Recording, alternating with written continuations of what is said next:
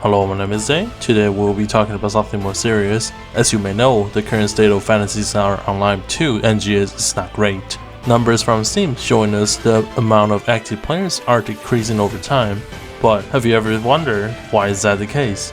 In this video we will be breaking it down in detail, more detailed than other episode of Rant I did on similar topic.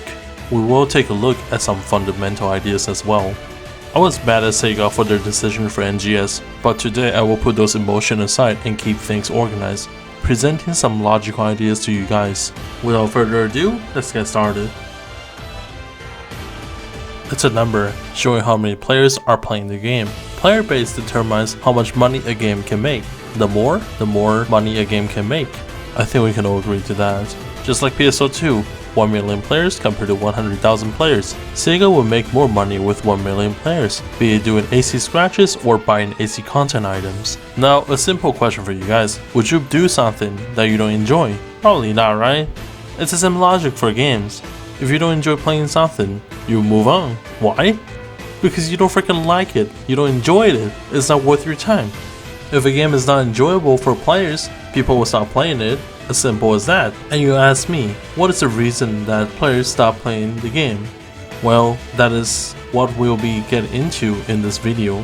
We will be looking back at Sega and PSO2 history. And we will also be talking about content and player communication. A lot of people were saying PSO2 back in episode 2 to 3 is in its golden era, which I agree, not because back then we had the best content, we had the best challenge, and from it, the best accomplishment. Sure, we had emergency quests where we fight elders and arms, nothing flashy compared to episode 6 EQs, but like Luther is known as the most favorite boss from players. Why is he so unique and challenging? From my experience, I will tell you that, sure, he is not a flashy boss, but his mechanics were designed to have players work as a team. The aspect of working as a team is putting players together, work their way to victory. How many of you here actually remember beating Luther and getting his 10-star unit back in the day? Right? The great memory of those days. You actually had to work for it to get the gear.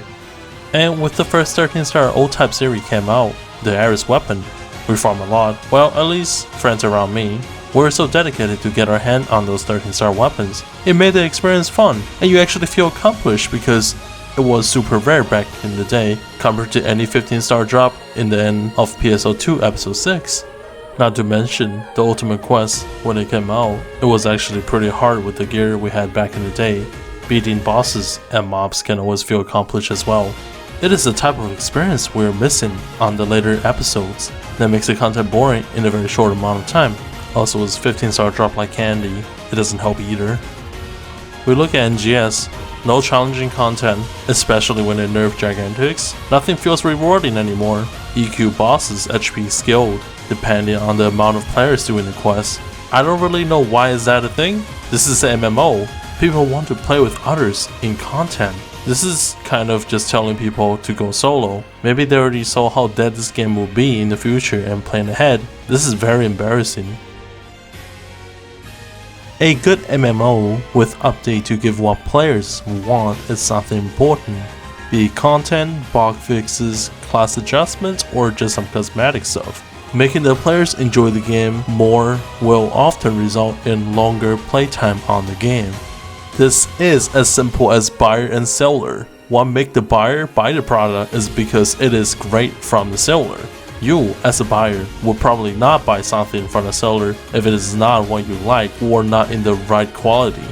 Same thing applies to MMO. If the company is not providing what you're looking for, you simply won't buy it. If a player's suggestions or want does not get heard, nothing will be processed, meaning what players want won't be there for them in the future. Players' voice matter. As a company, listen to your buyer is important.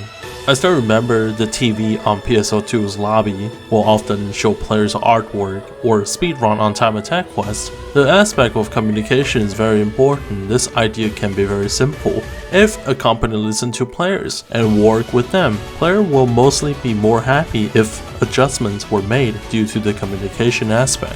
Or just company shows how much they care about the community, thus more players will be more happy to play the game. Lastly, if more players play the game, the game will be more active and the company will make more money. It's a win-win. Sega stopped listening to players on episode 4 and beyond. It is so embarrassing now that they don't even want to have a live PSO2 NGS station for players to ask questions, but instead a pre-recorded video to show us the content in the future. Basically tell us to fuck off with our opinion and just follow the content they will release in the future. As players, we have a lot of things we are concerned, such as how long did it take Sega to fix Double Saber NGS from how broken the PA was? Like a few weeks, if you remember. How long did it take for Sega to fix the Gigantics and its related issue? Maybe another few weeks, right? How long did it take for Sega to fix Summoner Gunner back in episode 4? More than a fucking year, right? That's a long ass time. And how long did it take for Sega to balance Hero back in episode 5? More than 2 goddamn fucking years. How long is Sega gonna take to fix NGS? Probably fucking never, right? You guessed it. Was our voice heard when we complained about those things and begging for adjustment? Hell no. Pathetic, if I may say. Back to our topic, we don't get our voice heard. Nothing will change in terms of what we desire. Thus, player may choose to leave the game and move on. Less players means less money Sega can make, as simple as that. Sega brought us PSO2 back in the day. It showed us amazing with the experience it offered, but in the recent years, it has been disappointing. But overall, it's from me, my personal experience and perspective as a PSO2 veteran. Maybe I play more than you, see more different things, been through more Sega's bullshit decision. Maybe that's why I look at NGS so negatively. But really, what does it offer? Is it fun? Does it have content that make you feel accomplished? If it's a yes, you may skip the rest of the video. If it is a no, listen carefully to what I have to offer to you. It is alright to drop NGS and move on. Find something better for you for now. Something that make you feel you are spending your time on a game that you actually love. Something that make you feel accomplished in some way while playing it. Not something you play because you believe it will be good in the future. It will be just a burden at that point. It's not worth your time. The game will always be there. Always check back when it has more content. Maybe this is just the rough start for NGS. There's always hope, even when it's so tiny, for the game to become better in the future.